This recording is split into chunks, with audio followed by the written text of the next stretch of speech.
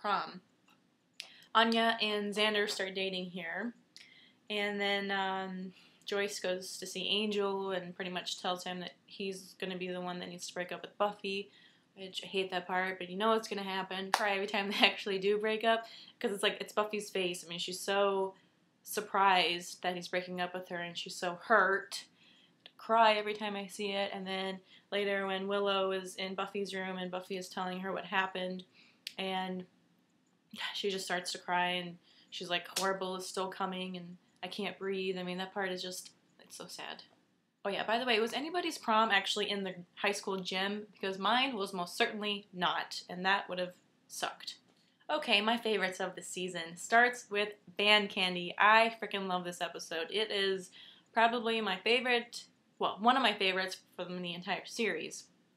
But I think Giles is so funny in this episode, and he just steals the show for me. All the adults of Sunnydale, they start acting like teenagers after they start eating this candy, which was provided by Ethan Rayne, who is back. And then the big snake demon is not the best, though, at the end of this episode. He's not that scary, but it's still a good one. It's one of my favorites. Lover's Walk is another favorite. Aside from Willow's upset about getting a 740 on just the verbal, making me feel like an idiot, I definitely love this episode. Spike's intro is the same from last season, except with him falling out this time drunk, which is quite funny. This is really the first time that we see Spike as a comedic, empathetic character instead of just scary. Oh yeah, I don't get this part. How come Spike brought Xander along with him and Willow after he knocked him out? I mean, wouldn't it have been easier to just knock Xander out and just take Willow, since Willow's the one that he needs to do the spell?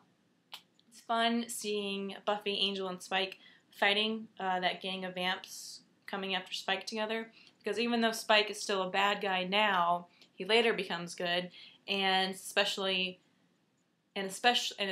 good with what's happening right now in season 8. Amends is a good one. It's the first time that we see the First setting up for the big bad, you know, in season 7. Angel and Buffy's scene on that hill when Angel is going to commit suicide, basically, is quite emotional, and you can actually see the setup for his series. It's like, why did he come back from hell, and who brought him back? And it's later revealed that it's the powers that be that brought him back, and so they made it snow, making it so that the sun wouldn't come up, so that he wouldn't die. Helpless is definitely a favorite, but I feel so bad for Buffy in this episode, because not only does she lose her powers, but it's Giles who's the one that's making her lose her powers. And her dad cancels on their little birthday trip, which kind of pushes the fact that Giles is really more father-like to her anyway. And then by the end of this episode, Giles gets fired from the council for having a father's love for the child.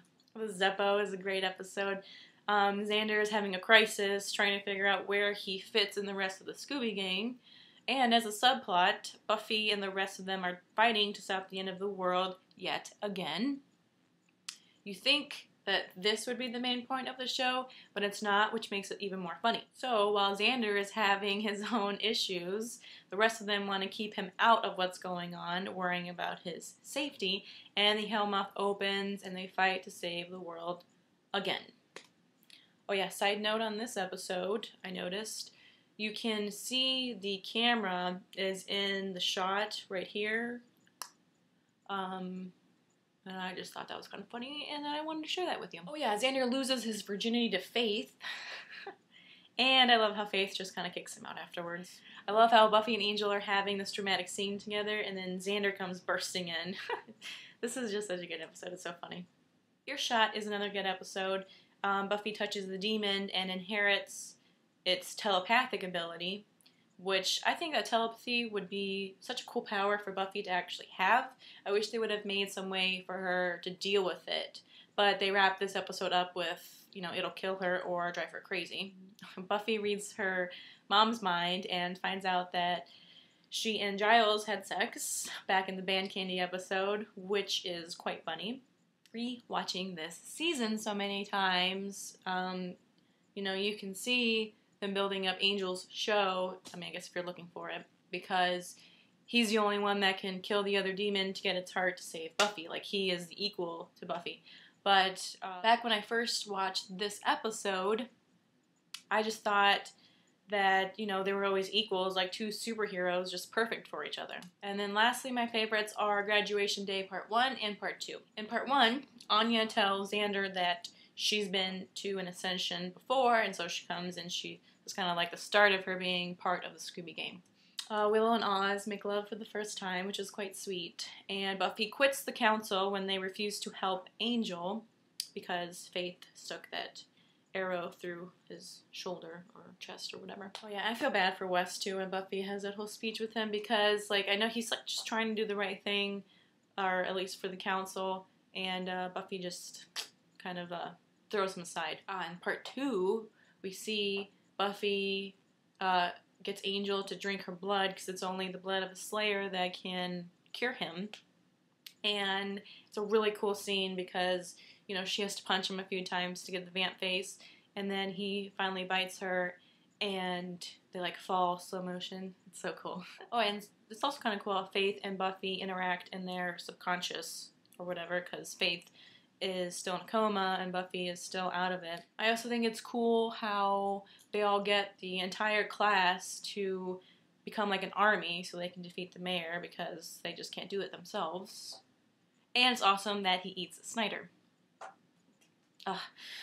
In the end, it's so sad because, you know, like, Buffy's looking for Angel and then she sees him amongst the smoke and it's like they kind of say goodbye in their way and then that's it. And he leaves for his own show. Such a good season. Season 3 is just by far the best, in my opinion. The whole cast is great in this season. I mean, you have, like, just all the goodness, all the good characters. And I do like Spike's character and I do like Tara's character, but to me, this group of people right here is the essence of the awesomeness that is Buffy the Vampire Slayer. Anyway, that's it for my review of Buffy Season 3. Stay tuned for my next review.